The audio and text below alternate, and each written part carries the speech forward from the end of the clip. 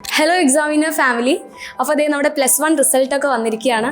അപ്പോൾ +1 എല്ലാ സ്റ്റുഡൻസിനും ഏറ്റവും വലിയൊരു ആഗ്രഹമാണ് 520 നല്ല മാർക്ക് സ്കോർ ചെയ്യാന്ന്. അപ്പോൾ നല്ല മാർക്ക് എന്ന് പറയുമ്പോൾ എബോവ് 500 വാങ്ങാൻ എല്ലാവർക്കും ആഗ്രഹം ഉണ്ടായിരിക്കും. പക്ഷേ നമ്മുടെ മുന്നിലിരിക്കുന്നത് 520 ഒരു മാർക്ക് പോലും മിസ്സാക്കാതെ 520 മാർക്ക് വാങ്ങിച്ചിട്ടുള്ള അശ്വിനാണ്.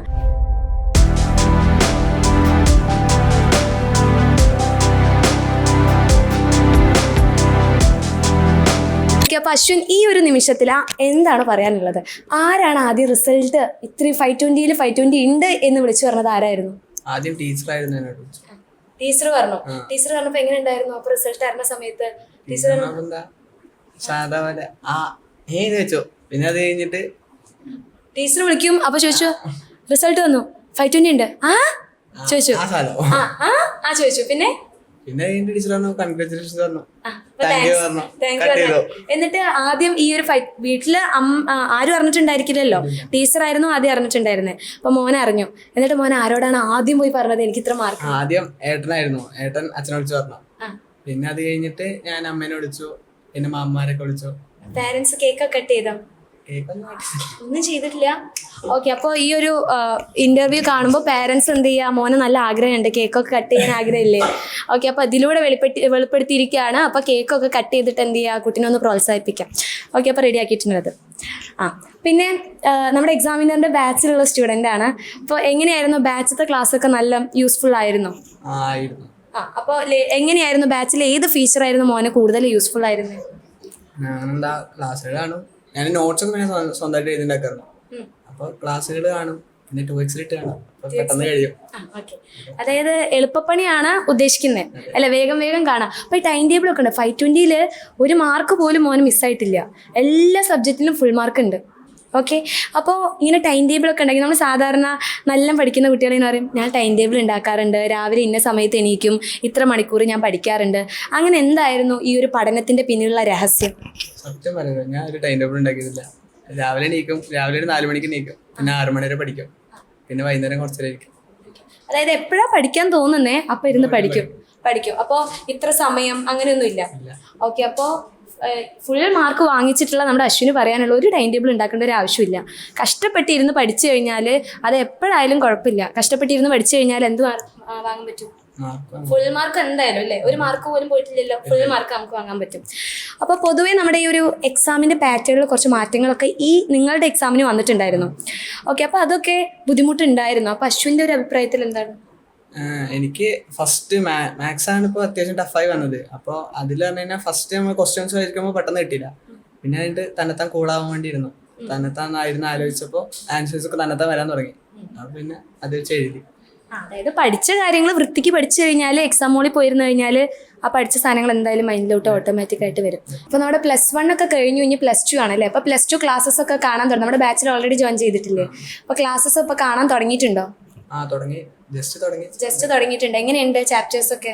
അത്യാവശ്യം കുഴപ്പമില്ല, കിട്ടുന്നുണ്ട്. ഓക്കെ.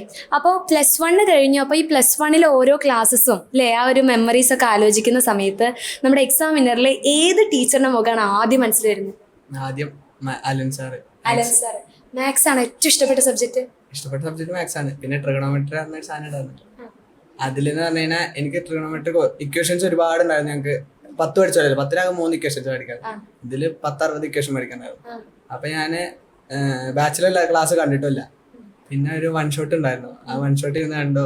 ആ 1 ഷോട്ട് ഫുൾ സെറ്റായി. അലൻ സാറാണ് അങ്ങനെ.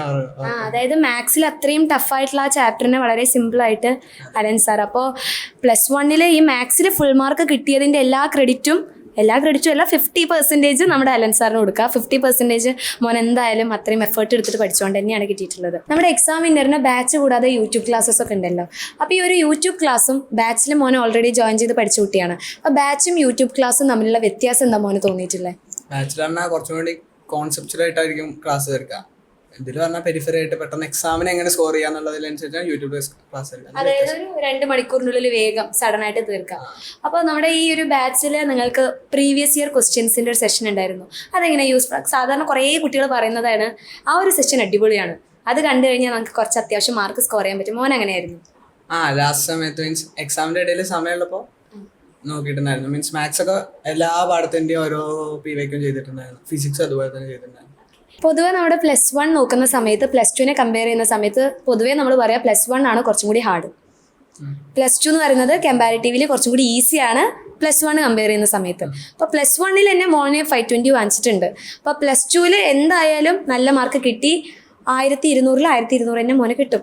അപ്പം നെക്സ്റ്റ് എന്താണ് പ്ലാൻ ചെയ്യുന്നത്? +2 കഴിഞ്ഞിട്ടാണല്ലോ സാധാരണ നമ്മൾ പറയുക നിങ്ങളുടെ ഫ്യൂച്ചർ എന്താണെന്ന് ഡിറ്റർമൈൻ ചെയ്യുന്നത് +2 മാർക്കാണ്. അപ്പോൾ +2 കഴിഞ്ഞാൽ നെക്സ്റ്റ് എന്തായിരിക്കും മോൻ എയിം ചെയ്യുക? ആദ്യം MBBS എത്തണമെന്നുണ്ട്. നീറ്റിന് വേണ്ടിയിട്ട് പ്രിപ്പയർ ചെയ്യാമെന്ന് വിചാരിക്കുന്നത്. അപ്പോൾ എന്തുകൊണ്ടാണ് നീറ്റ് എന്ന് പറയുന്ന ആ ഒരു സാധനം വരാനുള്ള കാരണം, അല്ലെങ്കിൽ ആ ഒരു എക്സാം എഴുതണം തോന്നാനുള്ള കാരണം എന്താ? കാരണം എന്താ, ഏട്ടനത് കൂടെ പോയി. പിന്നെ അതുപോലെ എനിക്ക് 10 തൊട്ടിട്ട് ഇങ്ങനെ ഒരു തോന്നൽ വരാൻ തുടങ്ങി, ഡോക്ടർ ആവണം എന്നുള്ളൊരു ആഗ്രഹമുണ്ട്. അപ്പോൾ അതിനിപ്പോൾ തന്നെ പഠിക്കാനൊക്കെ തുടങ്ങിയിട്ടുണ്ടോ? അതായത് ഇങ്ങനെ ബേസിക് ആയിട്ട് തുടങ്ങിയിട്ടുണ്ട്. പിന്നെ +1 ഫസ്റ്റ് കുറച്ച് കാലം നന്നായി നോക്കിയിട്ടുണ്ടായിരുന്നു. പിന്നെ ഇടയിൽ ചെറിയ പ്രശ്നങ്ങൾ വന്നതിന് ശേഷം ഞാൻ അങ്ങനെ വിട്ടു. പിന്നെ ബോർഡ് എക്സാം മാത്രമേ മതി. പിന്നെ +2 ഇപ്പോൾ തുടങ്ങി. അപ്പോൾ ഇതേപോലെ തന്നെ +1 നല്ല മാർക്ക് വാങ്ങണം എന്ന് ആഗ്രഹിച്ചിട്ടുള്ള കുറേ ഇപ്പോൾ സ്റ്റുഡൻസ് ഉണ്ടായിരിക്കുമല്ലോ, അനിയന്മാരും അനിയത്തിമാരൊക്കെ ഉണ്ടായിരിക്കുമല്ലോ. അപ്പോൾ അവരോട് ഈ ഒരു അവസരത്തിൽ എന്താ പറയാനുള്ളത്? അതായത് ഇങ്ങനെ ഒന്നും കൂടി പഠിച്ചു കഴിഞ്ഞാൽ നല്ല മാർക്ക് സ്കോർ ചെയ്യാൻ പറ്റും. കുറേ കുട്ടികൾക്ക് കൺഫ്യൂഷനാണ്. സാധാരണ നമ്മൾ 10 കഴിഞ്ഞാൽ ഇത്ര A+ മാർക്ക് അറിയാൻ പറ്റില്ലല്ലോ. പക്ഷേ ഇവിടെ എത്തുമ്പോൾ +1 സാധാരണ നോക്കി എത്ര മാർക്ക് കിട്ടിയെന്ന് ചോദിക്കാം. ഫുൾ A+ ഉണ്ടെന്ന് പറഞ്ഞു കഴിഞ്ഞാൽ മാർക്ക് സ്വാഭാവികമായിട്ട് ചോദിക്കും. അപ്പോൾ ഈ ഒരു 520 മാർക്ക് കിട്ടണമെങ്കിൽ അശ്വിൻ എന്താണ് ആ കുട്ടികളോട് പറയാനുള്ളത്? അതായത് ഇന്ന കാര്യം ഒന്ന് പ്രാക്ടീസ് ചെയ്താൽ നല്ലതായിരിക്കും, അങ്ങനെ എന്തെങ്കിലും പറയാനുണ്ടോ? കോൺസെപ്റ്റ് മനസ്സിലാക്കുക, പഠിക്കുക. അതിപ്പോൾ ടൈം ടേബിൾ ഇല്ലെങ്കിലും കുഴപ്പമൊന്നുമില്ല, വൃത്തിക്ക് പഠിച്ചാൽ മതി, കാണാതെ പഠിക്കാതിരിക്കുക. അപ്പോൾ മോനെ എങ്ങനെ ബൈഹാർട്ട് ചെയ്യാതെ, ഇപ്പം ചില കാര്യങ്ങളൊക്കെ നമ്മൾ ബൈഹാർട്ട് ചെയ്തിട്ട് തന്നെ പോകണം. അപ്പോൾ അങ്ങനെയുള്ള സിറ്റുവേഷനിൽ മോൻ എന്താ എഴുതി പഠിക്കുക? അങ്ങനെ എന്താ? ഇല്ല, ഞാൻ വായിച്ചു തന്നെ പഠിക്കട്ടെ, എഴുതി പഠിക്കണമെന്നില്ല. പിന്നെ ട്രിക്സ് പെട്ടെന്ന് ഇങ്ങനെ ആലോചിക്കുമ്പോഴേ കിട്ടല്ലോ. സ്വന്തമായിട്ട് ട്രിക്സ് ഒക്കെ ഉണ്ടാക്കും, കോഡൊക്കെ ഉണ്ടാക്കും? ചിലപ്പോൾ ഞാൻ ഉണ്ടാക്കും, അല്ലെങ്കിൽ പിന്നെ അർച്ചന മിസ് ഉണ്ട്, മറ്റു മിസ് എല്ലാവരും. അപ്പൊ മിസ്മാര് കോഡൊക്കെ പറഞ്ഞിരുന്ന നോട്ട് ചെയ്ത് വെക്കാം. നോട്ട്സ് ഉണ്ടാക്കുന്നത് ഉപയോഗമുള്ള കാര്യമാണ്. നോട്ട്സ് ഉണ്ടാക്കുന്ന ഉപയോഗമുള്ള കാര്യമാണ്. ക്ലാസ് കാണുന്നതിന്റെ കൂടെ തന്നെ നോട്ട് എഴുതാണോ, അതോ ഒരു ലേണിംഗ് വീഡിയോ ഇപ്പോൾ ഒരു 4 വരെ കണ്ടു കഴിഞ്ഞിട്ട് അത് കഴിഞ്ഞിട്ട് പിന്നെ നമ്മൾ നോട്ട് എഴുതുന്നതാണോ? അങ്ങനെയാണ് മോൻ എങ്ങനെ പ്രാക്ടീസ് ചെയ്യുന്നത്? ഞാൻ ക്ലാസ് കാണുമ്പോൾ തന്നെ എഴുതും. അതാകുമ്പോൾ എനിക്ക് പെട്ടെന്ന് അത് കണക്ട് ആവും. അത് കഴിഞ്ഞ പിന്നെ വായിച്ചു തന്നെ പെട്ടെന്ന് കിട്ടും. ഓക്കെ. അപ്പോൾ എക്സാം ടൈമിൽ ഇപ്പോൾ സാധാരണ നോട്ട് റെഫർ ചെയ്തിട്ടാണോ പഠിക്കുക? എക്സാം സമയത്ത് ഞാൻ എഴുതിയ നോട്ട് തന്നെയാണ് ഞാൻ യൂസ് ചെയ്തിട്ടുള്ളത്. അപ്പോൾ മോൻ തന്നെ സ്വന്തമായിട്ട് ഉണ്ടാക്കിയിട്ടുള്ള നോട്ട് ജസ്റ്റ് ഒന്ന് റിവൈസ് ചെയ്തിട്ടാണ് എക്സാമിന് പോവുക. അത് നല്ല യൂസ്ഫുൾ ആയിട്ട് തോന്നിയിട്ടുണ്ടായിരുന്നു. ഓക്കെ. അപ്പോൾ +1 പഠിക്കുന്ന നമ്മുടെ ഫ്രണ്ട്സിനോടൊക്കെ നമ്മുടെ അശ്വിന് പറയാനുള്ളത് നോട്ട്സ് ഉണ്ടാക്കിയിട്ട് പഠിക്കുക. അപ്പോൾ ടൈം ടേബിൾ ഇല്ലെങ്കിലും കുഴപ്പമൊന്നുമില്ല, ഒരു കറക്റ്റ് സമയം നമ്മൾ ഫിക്സ് ചെയ്ത് വെക്കുക. ഇപ്പോൾ രാവിലെ മോൻ 4 മണിക്കൊക്കെ എഴുന്നേറ്റിട്ടാണ് പഠിക്കാമെന്ന് പറഞ്ഞു. അപ്പോൾ രാവിലെ എഴുന്നേറ്റ് പഠിക്കുന്നത് കൊണ്ടുള്ള ഗുണം പെട്ടെന്ന് കാര്യങ്ങളൊക്കെ ഗ്രാസ്പ് ചെയ്യാൻ പറ്റും.